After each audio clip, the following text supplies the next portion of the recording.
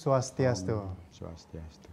Selamat sore pemirsa Beli TV, berjumpa kembali bersama saya Agus Jagatraya dalam Harmoni. Dalam Harmoni kali ini kita akan membahas bagaimana polemik-polemik hidup, kehidupan dan juga kesehatan, yang tentunya pada sesi kali ini kita akan membahas tentang topik yang menarik sekali, yang sangat sering terjadi di masyarakat, namun masyarakat masih belum terlalu mengetahui dampaknya.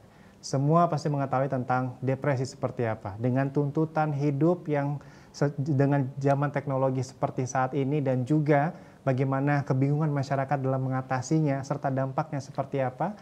Pada Harmoni kali ini kita akan membahas lebih dalam dan mengulasnya lebih dalam tentang depresi dan juga dampaknya seperti apa. Namun saya tidak sendiri, saya telah hadir dua narasumber yang menemani saya di studio ini, di studio Bali TV.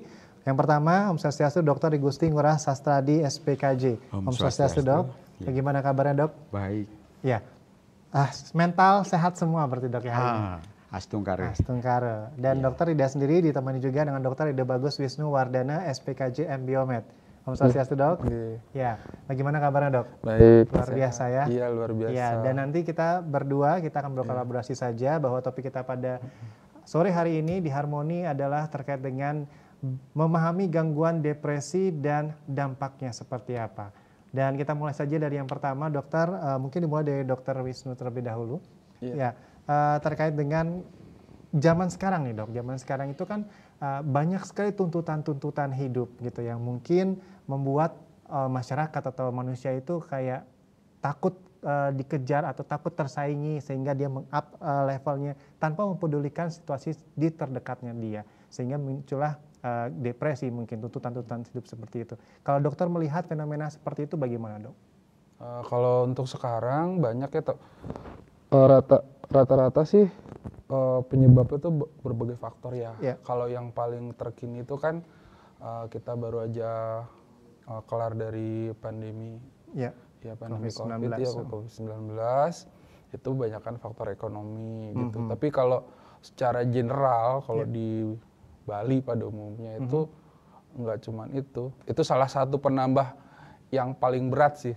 Sebelum-sebelumnya udah ada, misalnya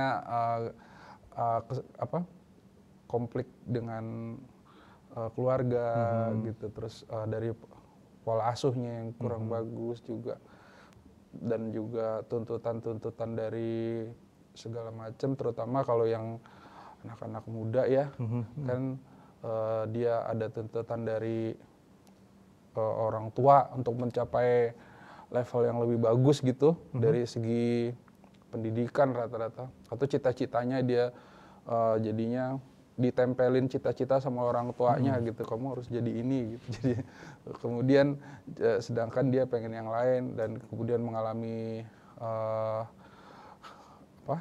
kejadian kehidupan yang lain gitu. Makanya depresi yang sekarang ditambah plus kejadian bunuh diri juga meningkat gitu. Berarti memang dampaknya dari depresi itu hingga sampai bunuh diri berarti, Dok, ya? Ya, kalau depresi berat kan memang salah satu ciri utamanya, jadi kan ada 3 gejala sama 5 gejala tambahan, gejala utamanya. Nah, walaupun kalau yang ringan tuh 3 gejala utama sama 2 tambahan atau 3, tapi begitu dia ada kematian atau tindakan bunuh diri, masuknya langsung berat. Karena kita nggak berani ambil resiko gitu, misalnya masuk rumah sakit dengan kondisi seperti itu, kita nggak berani ambil resiko, ditaruh di ringan. Tujuannya apa? Kita taruh yang di paling berat, karena mencegah dia nanti mengulangi lagi tindakan tersebut gitu ya.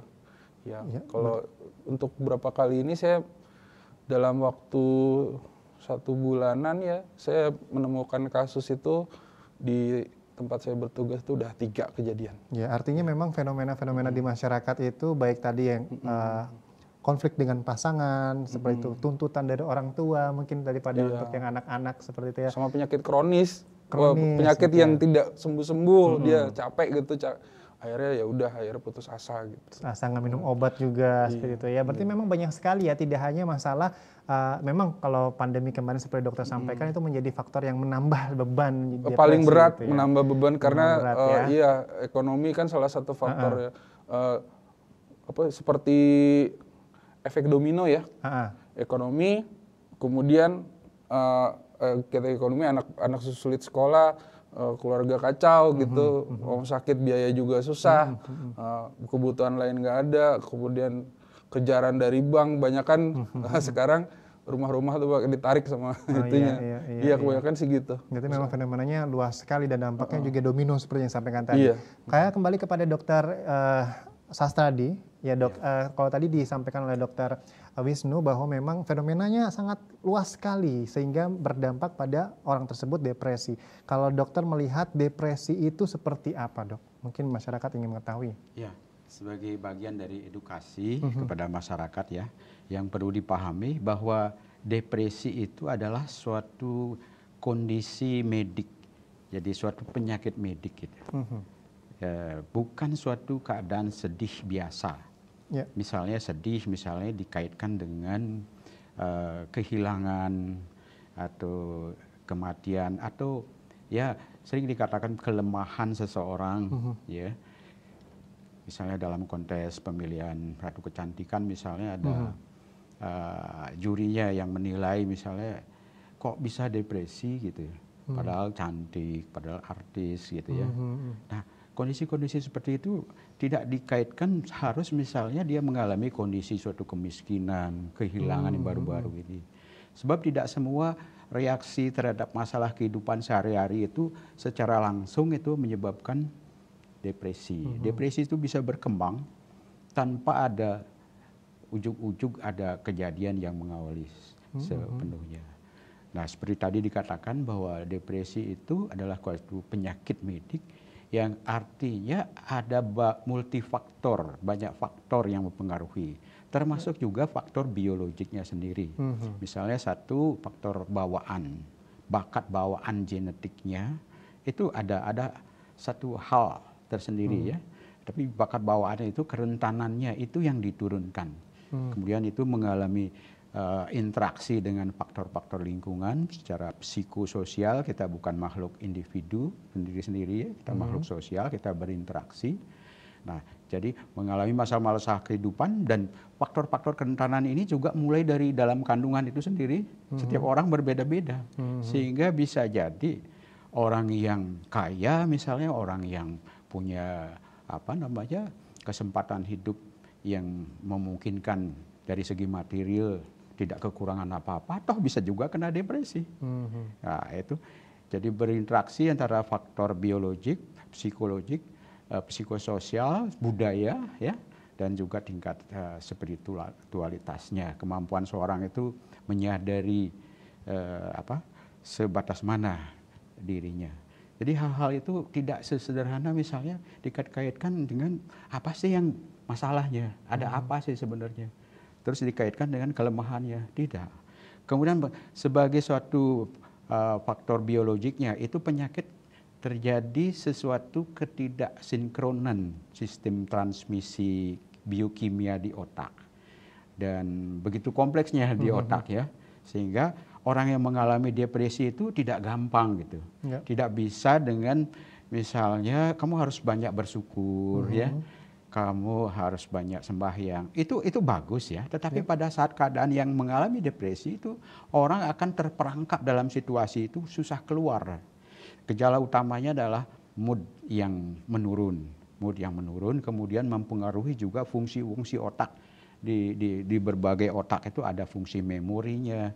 Dia merasa kehilangan harapan, hopeless, ya, buntu, sampai akhirnya yang dikatakan tadi sampai tidak bisa keluar dari situasi itu hanya pikiran-pikiran yang ingin mengakhiri hidup, itu sudah puncaknya. Dan derajatnya juga bervariasi dari derajat yang paling ringan, sedang, berat.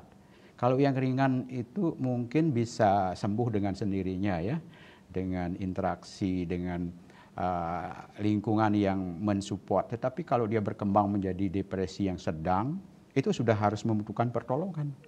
Karena angka insidennya itu WHO mengatakan itu sudah 20% dari populasi. Dari 1 di antara 5 itu ya, jadi dari 120 ya, 1 di antara 5 itu ada yang mengalami depresi pada berbagai tingkatan. Kemudian ekspresi depresi itu banyak sekali.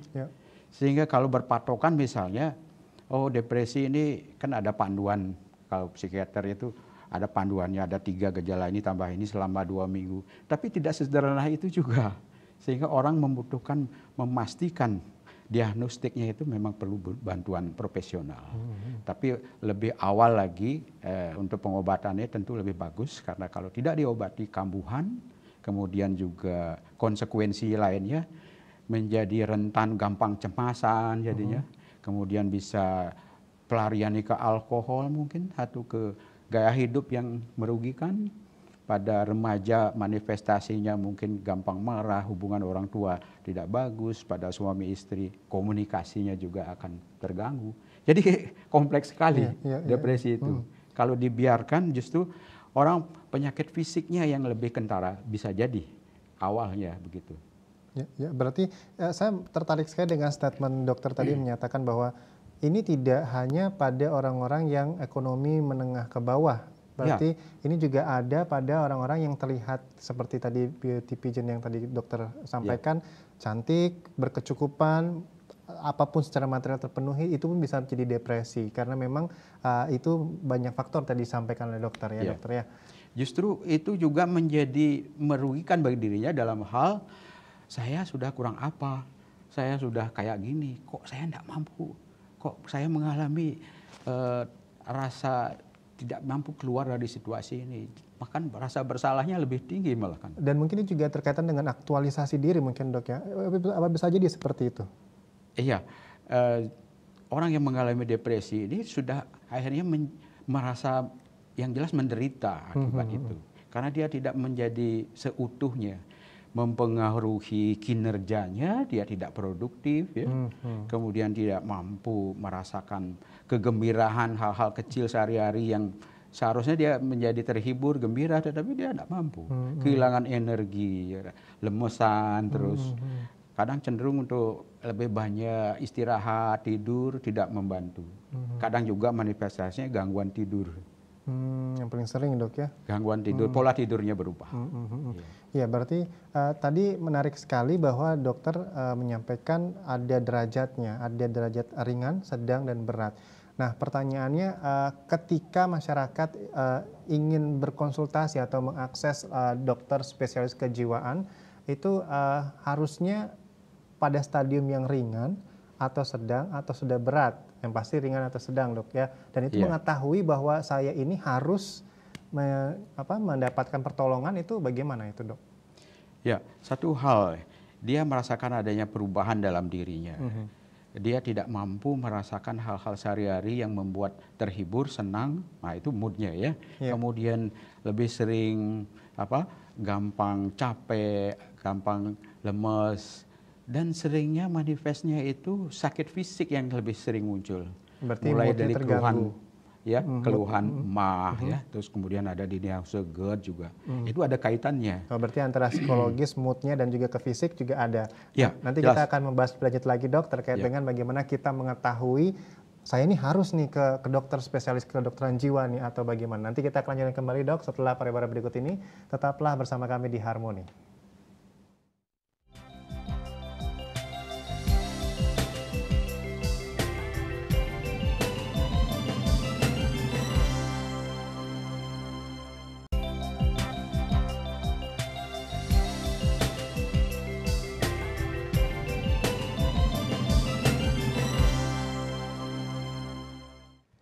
Ya, terima kasih pemirsa Blay TV, Anda masih bersama kami dalam Harmoni, di mana kita akan membahas tentang kehidupan dan juga kesehatan. Dan topik kita pada sesi hari ini yaitu tentang bagaimana depresi dan juga dampaknya. Tentu masyarakat sudah sangat familiar dengan kata depresi, namun bagaimana pemahaman masyarakat tentang depresi itu yang mungkin harus segera diluruskan agar tidak menjudge diri sendiri depresi. Itu sering terjadi, dan tadi kita telah membahas lebih dalam tentang depresi seperti apa. Dan banyak sekali di fenomena di masyarakat bahwa ketika mengalami masalah, kemudian dia ingin mengetahui dia depresi atau tidak, langsung dia mencari Google, langsung dia bertanya pada Google, dan mereka menjudge dirinya sendiri bahwa dia depresi.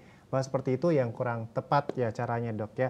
Kalau dari dokter sendiri, mungkin dari dokter Wisnu, bagaimana pendapatnya dengan masyarakat yang masih self-judgment atau self-diagnosis tentang, oh saya depresi, itu bagaimana dok? Melalui Google. Ya. Makasih. Memang kalau di banyak sih kejadiannya beberapa pasien itu akhirnya dia datang karena dia mengalami kejadian yang mirip-mirip depresi, kan di googling gitu ya. Tetapi kalau yang tadi seperti dikatakan oleh Dr. Sastradi, kalau yang ringan aja masih bisa dia balik ya. Yang sedang ke berat itu kuncinya itu di activity daily livingnya. Tergantung. Misalkan karena ada efek depresi, ada energi ya, kehilangan minat, kehilangan tenaga, jadinya nggak mau ngapa-ngapain gitu. Terus ada abulia, kehilangan minat dan kegembiraan, ditambah lagi gangguan konsentrasi, gangguan kognitif, pandangan terhadap masa depan yang suram, gangguan nafsu makan, gangguan tidur gitu, pikiran yang putus asa gitu ya. Nah, ditambah kalau dia masuknya yang ringan, itu kan nanti dia self healing, mungkin dia melakukan suatu meditasi atau berkomunikasi dengan orang yang tepat gitu, yang mensupport dia, intinya keluarga itu mensupport, dia bisa survive dari situasi, keluar dari situasi itu, dari pikiran yang rasionalnya kembali lagi untuk, kan dia planning, oke, aku punya masalah gini, ini cara penyelesaiannya, oh ketemu gitu ya. Nah kemudian kalau yang sedang itu, nah, karena ada ringan, sedang, berat. Nah, sedang ada gejala somatis yang tadi dibilang gejala fisik itu, gejala somatis biasanya sih, ini lucu nih. Jadi berkaitan misalnya kalau gejala somatisnya di sakit kepala gitu, jadi depresi itu berhubungan dengan harga diri ya, kayak gitu biasanya. Salah satunya ya lucunya kadang kayak ilmu sampingannya gitu, tapi nggak pakemnya seperti itu, karena memang kan di gangguannya tuh ada di gangguan neurotransmitter di otak, kortisolnya tinggi, di HPA aksisnya terganggu, serotonin, dopamin, glutamatnya itu juga terganggu gitu, yang kuncinya dua kan, serotonin dan glutamat yang terganggu di kalau neurobiologi dari depresi. Nah itu yang tadi, jadi gejala somatis itu karena gini, di sistem saraf kita itu kan ada yang di depan ya, dari spinal itu ya, dari tulang spinal kita ada yang cornu anterior sama guru dorsalis gitu. Nah yang di dorsalisnya ini yang menyebabkan sistem saraf simpatisnya mengganggu yang lain gitu, menimbulkan rasa nyeri di bagian situ. Nah kemudian ada misalnya yang masalah ekonomi ya, tekanan hidup gitu, dia sebagai tulang punggung tiba-tiba kehilangan harus jadi penanggung beban hidup keluarga gitu, penanggung ekonomi keluarga, biasanya di pundak, dia nyeri-nyeri, ditegang di sini gitu ya. Terus kalau yang masalah perasaan, itu di dada kebanyakan. Kadang entah dia anaknya agak-agak ngelawan gitu, dia atau kehilangan cinta kasih, itu bisa kok nyeri di dada, dia datangnya dengan biasanya ke dokter jantung dulu gitu, bisa gitu ya. Kemudian kalau yang ekonomi selain di sini di pundak, biasanya di perut tuh sering timbul GERD itu, timbul gitu ya, naik gitu ya, biasanya kan penyakit dalam gitu. Nanti dokter penyakit dalam ini dicek-cek semua kok normal semua, sampai nggak ada apa-apa gitu, akhirnya dikirim ke kita gitu, kita perbaikin dah fungsi tadi, dikasih penstabil buat neurotransmitter. Jadi nah yang kalau yang berat itu ada yang tanpa gejala psikotik, ada yang dengan gejala psikotik. Kalau gejala psikotiknya itu terutama kalau orang yang depresi itu dia kan ada halusinasi, jadi dia mendengar halusinasi auditorik itu dia menjudge, kamu tuh nggak bisa ngapa-ngapain, kamu tuh nggak bisa gini, nggak bisa gini. Kemudian ada keyakinan yang tidak sesuai dengan kenyataan yang ada gitu, namanya waham nihilistik gitu. Jadi waham, dia merasa dirinya nggak berguna, hampa banget. Jadi yang itu kayak udah kayak gitu dia mengakhiri diri. Itu kalau gejala dengan gejala psikotiknya. Nah kemudian depresi sendiri, yang seperti yang tadi Dr. Sas tadi bilang kan nggak bisa berdiri sendiri ya. Nah ada orang depresi itu penyebabnya pertama gini, dia mengalami suatu gangguan fisik, sistemik terutama ya. Nah itu menyebabkan gangguan neurotransmitter di otak terganggu, akibatnya depresi. Nah kemudian dia pengguna zat dulunya, penyalahguna zat gitu ya, nafsa gitu, narkotika, psikotropika, zat aktif dan alkohol yang lainnya, itu kan juga ngeganggu fungsi otak. Nah bagian otak yang memproduksi dari serotonin dan glutamatnya yang ngatur glutamat itu keganggu, jatuh dia dalam ke depresi gitu. Kemudian ada juga yang benar-benar depresi fungsional gitu dibilangnya. Fungsional itu ya karena permasalahan hidup lah gitu. Itu terkait nanti dengan pola asuh dia, mekanisme coping dia terhadap suatu masalah gitu. Itu yang nanti ketemu. Kemudian yang satu lagi yang sisoafektif. Jadi memang dia ada gangguan schizophren, terus gangguan suasana perasaan, tapi cenderungnya ke depresi, mulai ada waham nihilistik terus gitu. Kemudian ada lagi orang yang setelah mengalami gangguan kejiwaan pulang dari RSJ, depresi schizofren gitu ya, gangguan psikotik gitu. Dari depresi pasca schizofren gitu. Nah, kuncinya kalau mau kenapa saya harus ke psikiater tuh begitu activity daily living-nya terganggu. Biasanya kalau orang datang itu tadi yang dokter Sastra dibilang, dia udah nafsu makannya udah nggak beres gitu. Kemudian dia udah ngurung-ngurung diri di kamar tuh kan ya, nggak mau pergaulan sosialnya udah mulai terganggu, pekerjaan udah terganggu, perawatan diri udah mulai ngaco lah gitu. Sama yang tadi yang gejala psikotik yang saya bilang, yang ada waham dan segala macamnya itu. Nah, itu datang. Nah, yang penting tuh dari keluarga juga saling perhatiin gitu. Kalau udah kayak gini ya dibawa. Atau kalau self yang dari internet itu banyak sih tools. Ada beberapa dari psikiater yang memang kita menciptakan tools screening gitu buat masyarakat umum. Nanti dia bisa ngisi di situ skornya berapa. Nanti datang dah ke psikiater untuk mengkonfirmasi nih saya mengalami ini apa enggak. Nanti kita punya sendiri yang tools yang benernya gitu. Ada kan HDRS gitu ya, HDRS ada. Nanti dicek di situ benar-benar toolsnya kayak gitu. Atau kalau memang ini sign and symptoms, kadang-kadang kalau orang awam kan main buka aja ya, kita nggak tahu apa. Ketik aja tambahin for medical student atau for doctors gitu. Nanti baca sign and symptomnya, kalau nggak ngerti ya udah ke dokter gitu. Tapi itu gangguannya yang tadi saya sebutin. Yang paling nggak enak itu nggak bisa tidurnya. Sama nafsu makan, sama nggak mampu buat ngapa-ngapain itu. Iya, berarti memang ada hal-hal gejala-gejala yang lainnya juga. Tidak hanya karena googling sendiri, akhirnya menjudge diri sendiri. Kalau dokter Sastradi bagaimana tanggapannya? Iya, orang yang kena depresi ini umumnya dia tahu tentang dirinya. Dia tahu ada perubahan tentang dirinya. Yang penting ini kan jangan terus-menerus self-assessment lalu mengobati diri dan akhirnya berkepanjangan gitu ya. Karena itu mempengaruhi fungsi otak yang sudah di otak itu ada sesuatu yang tidak bekerja sebagaimana mestinya. Di sini yang dipahami tentang dirinya ada perubahan dari situasi sehari-hari yang biasanya mampu mengatasi hal-hal tantangan apapun, stres apa, tekanan apa, itu tidak efektif lagi. Otaknya itu seperti tidak mampu mengambil keputusan-keputusan yang tadinya sederhana dia mampu atasi. Kemudian produktivitasnya tidak seperti biasanya. Tidak ingin ngapain, minatnya berkurang, menurun ya. Sampai yang hal sehari-hari tentang nafsu makan itu dipengaruhi, kadang bisa meningkat, ngemil terus lebih banyak sehingga berat badan meningkat, atau justru kehilangan nafsu makan, atau ya kadang hilang, kadang memaksa ya. Kemudian juga bisa impotensi juga ya.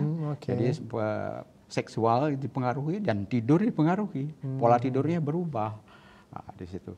Dan kemudian dia terjebak dalam situasi itu, tidak bisa ngapa-ngapain. Ketika hal-hal seperti ini bisa jadi kalau googling misalnya ada self assessment itu isi poin-poinnya, tetapi itu jangan mengobati diri sendiri karena akan berkepanjangan itu. Jangan mengobati diri sendiri, gitu ya. Screening tool mungkin ada sarannya untuk masyarakat umum, tapi tidak boleh langsung, gitu ya. Nanti kita akan membahas lebih lanjut lagi dokter terkait dengan ketika kita sudah harus ke dokter, spesialis kedokteran jiwa, nanti selanjutnya bagaimana? Apakah dengan obat atau dengan terapi, psikoterapi ataupun yang lainnya? Kita akan bahas pada sesi berikutnya. Dan pemirsa Abadi TV, kita akan lanjutkan kembali topik kita yang sangat menarik sekali tentang depresi dan juga dampaknya. Dan kami mengingatkan pemirsa Abadi TV untuk menghubungi line telepon kami di 0361 894 8400 atau 0361 894 8401 setelah pariwara berikut ini.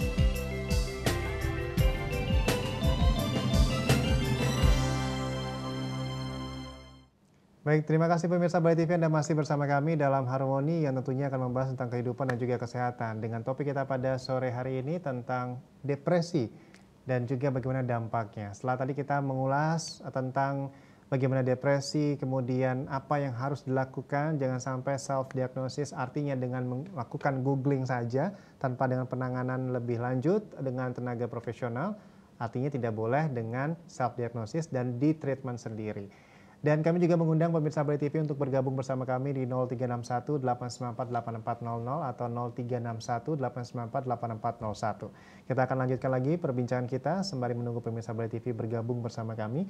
Dok, kalau kita tadi berbicara tentang diagnosis ya, setelah itu pasien atau masyarakat bisa datang langsung ke spesialis kedokteran jiwa. Dan kira-kira dalam penanganan tersebut apakah hanya berfokus pada terapi medisin atau artinya pengobatan farmakologi saja atau memang ada terapi-terapi lainnya untuk depresi? Silakan Dr. Sastradip. Iya, modalitas terapi untuk gangguan depresi itu banyak juga. Ya. Tidak hanya obat saja, tidak juga omong-omong saja. Ya. Maksudnya ada psikoterapi ya, psikoterapi. Dan psikoterapi bukan sekedar nasihat itu. Ya. Misalnya kamu harus sabar, harus tekun, harus banyak bersyukur. Nah, itu hanya nasihat yang pasien itu tidak perlu dan tidak mau dinasihati. Malah tambah dinasihati makin dia benci, makin mangkal dia dengan orang yang gitu. Karena dia mampu merasakannya kayak gimana gitu. Mungkin kalau dia mau bertukar pikiran, kalau kamu mau jadi saya, ambillah ini.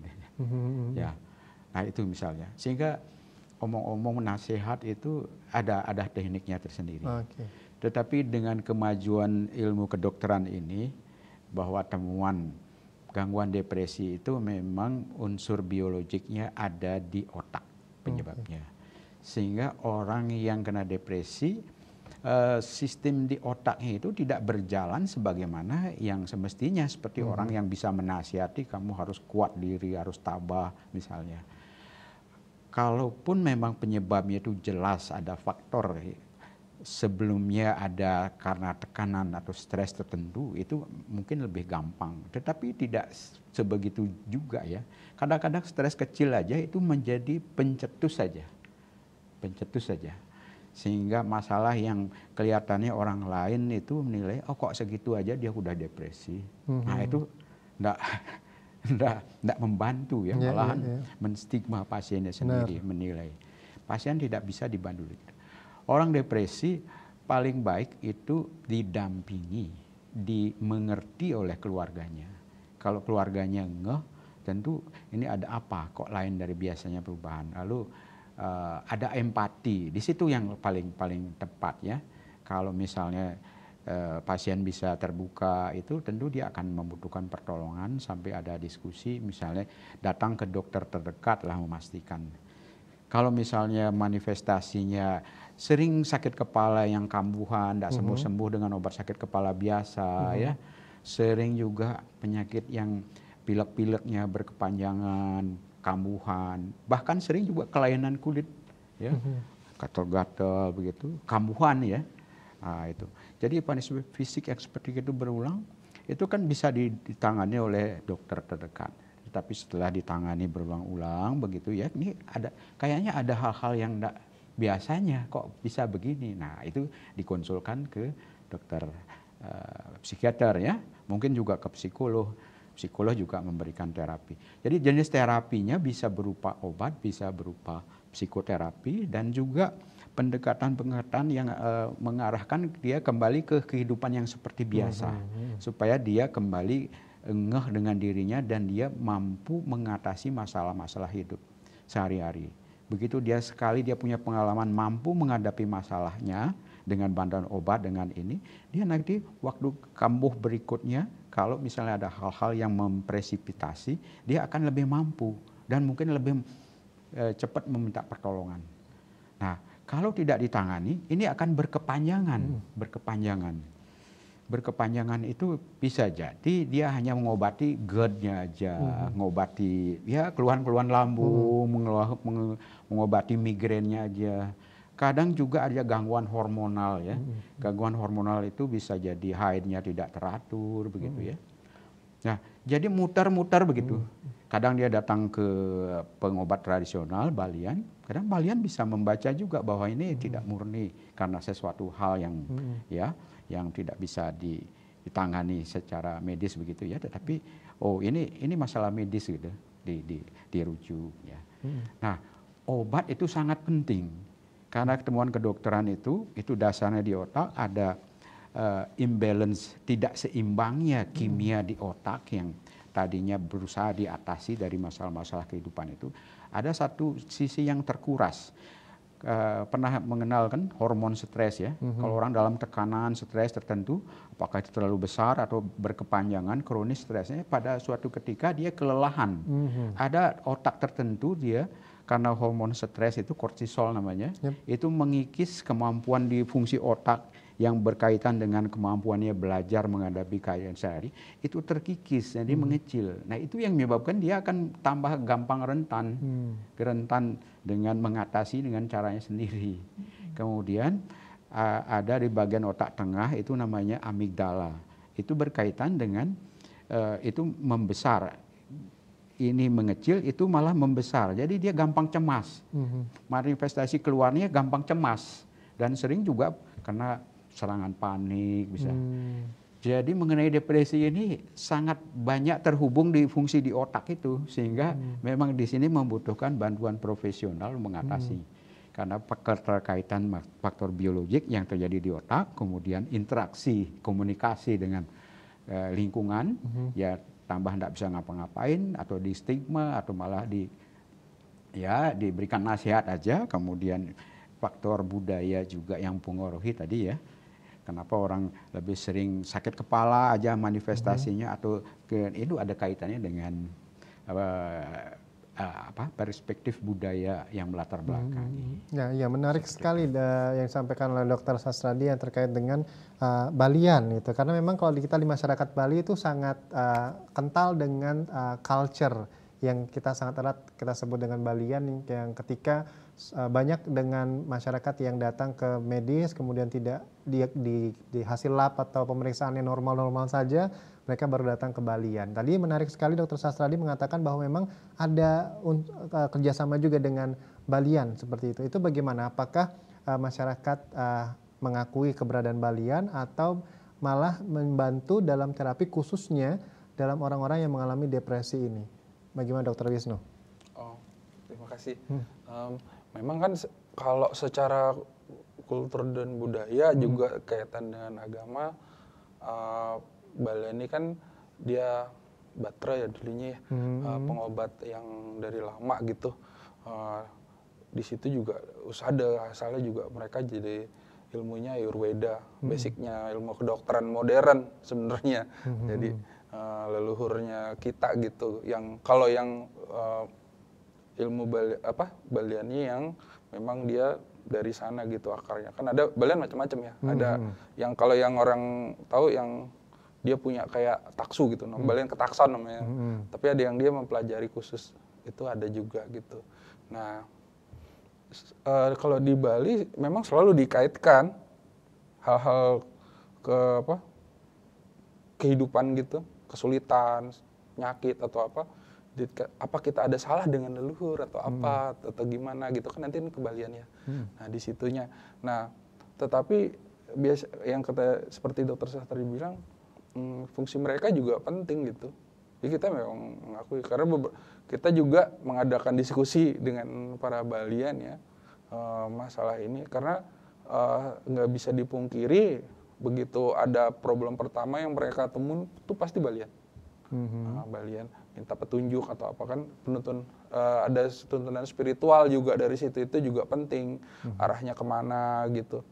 Nah itu kalau yang dari sisi Baliannya ya, jadi mereka nanti yang arahin kemana gitu. Artinya Balian ini juga memegang peranan penting ketika memang benar Balian yang artinya sesuai dengan ajaran Ayurveda yang disampaikan seperti tadi. Dengan kolaborasi seperti ini, artinya itu termasuk dengan psikotropika atau bagaimana? Psikoterapi maksudnya? Ya, itu salah satu teknik psikoterapi yang unik tuh. Kadang saya juga ngelakuin. Jadi misalnya ada pasien kayak gitu ya, ada mengalami gini, gimana sih caranya supaya bisa masuk gitu psikoterapi saya ke dia. Jadi ya kan saya juga baca tentang baliannya, terus saya tanya dia apa balian. Oh, udah ngapain aja di sana? Dibikin bantan apa aja misalnya gitu. Saya sih nggak hafal ya, cuman begitu dibikin bantan ini, bantan ini. Oh ya udah, itu udah bagus, udah cukup gitu. Yang kadang yang ada juga sampai ngabisin ratusan juta tuh karena ngalamin depresi, tapi disuruh bikin bantan menggenap tuh sampai yang gede-gedean gitu. Padahal belum tuh. Tapi kalau yang udah bener ya nggak sampai segitunya gitu ya. Tapi memang di masyarakat kita memang dan kita yang jadi dokter juga harus menghargai posisi mereka gitu. Karena udah duluan kan udah lama gitu. Sedangkan kita istilahnya ilmu kedokteran dari Eropa ya. Sebenarnya orang Inggris ngambil ilmunya Ayurveda itu penjajah sana, dibawa ke Eropa dan itu berkembang jadi, dan teori-teori modern psikologi juga dari situ. Tapi kalau dari situ ya. Artinya memang ada kolaborasi dan memang dari kedokteran jiwa memang melihat ini harus di-assessment lebih lanjut lagi agar tidak sembarangan laporan-laporan dari pasien yang mengatakan balian seperti dan sebagainya. Itu juga jadi asesmen dari dokter sendiri berarti ya. Dan kedepannya kita akan membahas di sesi berikutnya terkait dengan bagaimana yang harus dilakukan dengan orang-orang di sekitar ketika ada pasien atau seorang yang mengalami depresi. Dan pemirsa Bay TV, kita akan melanjutkan kembali perbincangan kita tentang depresi dan juga dampaknya setelah pariwara berikut ini. Tetaplah bersama kami.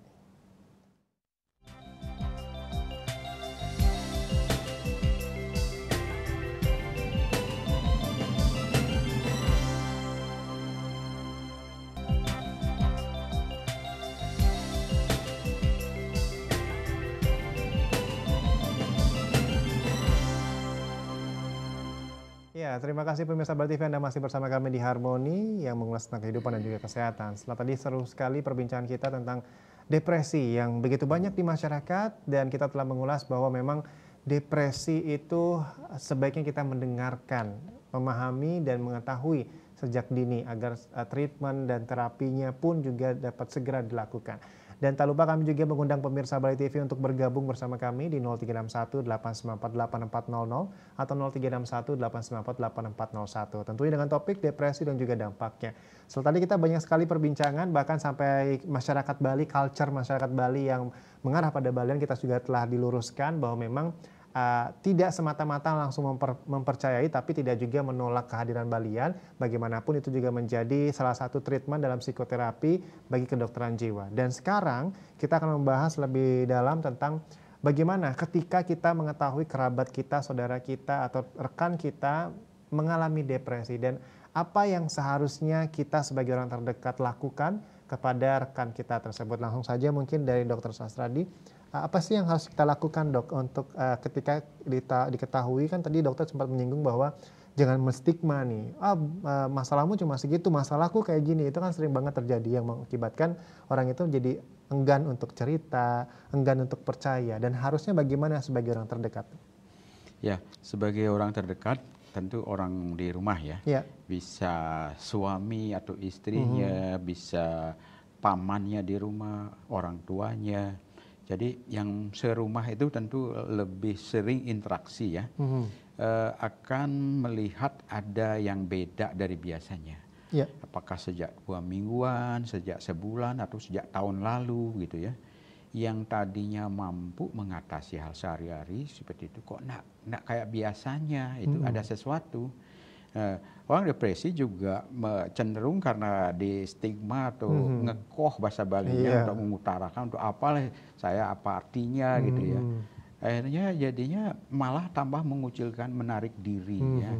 Sebaiknya orang terdekat itu menjadi teman ya, atau pendamping, atau mampu berempati. Nah, kesulitannya tidak gampang di dalam keluarga itu berempati atau tidak terlatih berempati. Siapa tahu sumber dari keluarga, Dok ya?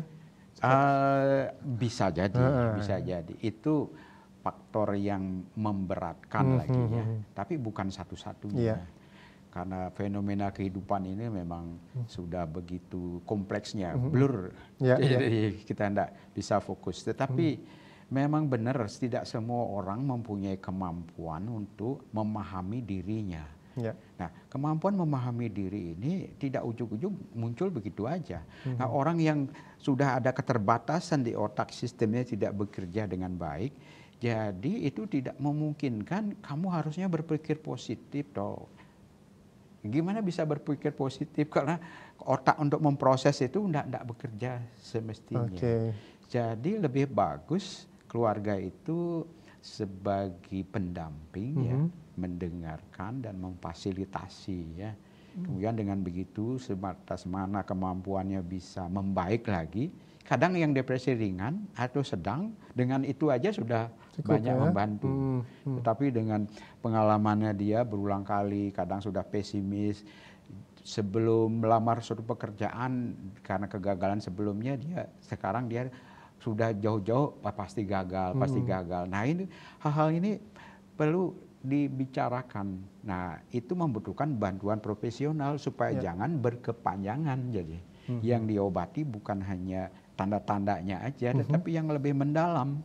Jadi ini membutuhkan psikoterapi dan obat juga dalam jangka yang relatif panjang. Tidak mengobati seperti misalnya nyeri karena luka itu lebih gampang ya. Tetapi ada kan lagu yang sakit hati itu lebih sulit daripada mengobati sakit gigi. Dan memang betul karena koneksi keterhubungan antara berbagai pusat di otak itu secara kedokteran itu harus diatasi dengan obat ya. Jadi tadi ada fungsi dari daerah tertentu di otak itu harus dipupuk kembali kemampuannya sehingga menghasilkan suatu zat kimia yang berimbang, yang tadinya terkuras sedikit sekali kapasitasnya memenuhi. Sedangkan kompensasi yang lainnya ada bagian lainnya itu terlalu aktif ya, terlalu dominan sehingga kecemasnya terlalu dominan itu. Seninya mengatasi itu gimana ketidakseimbangan di otak itu memang membutuhkan dokter ya. Mudah dokter. Kadang dokter umum yang paham itu bisa mengatasi dengan obat-obat antidepresan ya. Tapi pada tingkat tertentu membutuhkan tambahan juga psikoterapi tadi. Psikoterapi banyak jenisnya. Ada yang jenis yang mempengaruhi fungsi kognitifnya supaya dia cara pandangnya terhadap sesuatu masalah itu dia mulai bisa memilah-milahnya. Lalu fokus pada apa yang bisa dilakukan sekarang. Jadi kalau otaknya bekerja nanti gimana saya, jangan-jangan saya seperti dulu, itu otaknya tidak bisa fokus untuk menjalani yang sekarang. Menjalani apa yang paling mungkin. Itu perlu guiding dari dokter untuk psikoterapi. Psikoterapi itu juga ada sesi-sesinya. Jadi tidak sesimpel mengobati yang nyeri fisik gitu ya.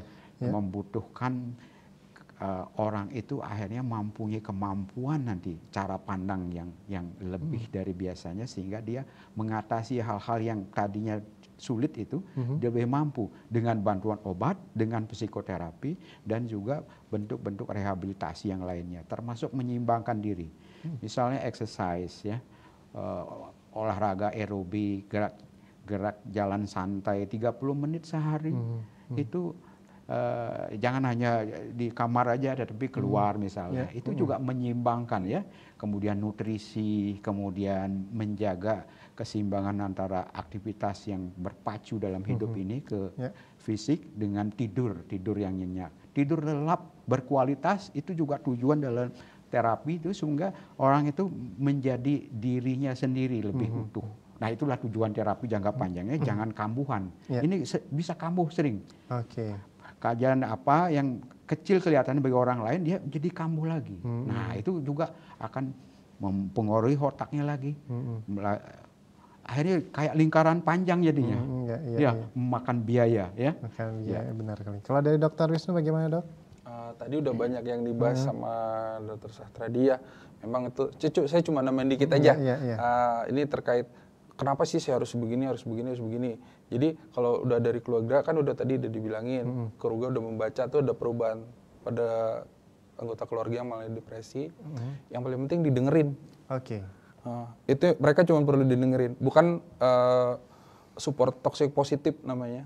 Seperti kamu tuh harus kuat, kamu harus bersyukur, kamu harus gitu. Saya yakin mereka yang udah ngalamin itu, mengalami depresi sampai seberat-beratnya, dia udah segala macam, dia udah coba berdoa, dia udah keliling, semua pura udah dikelilingin, udah pasti bersyukur, udah pasti, udah segala macam.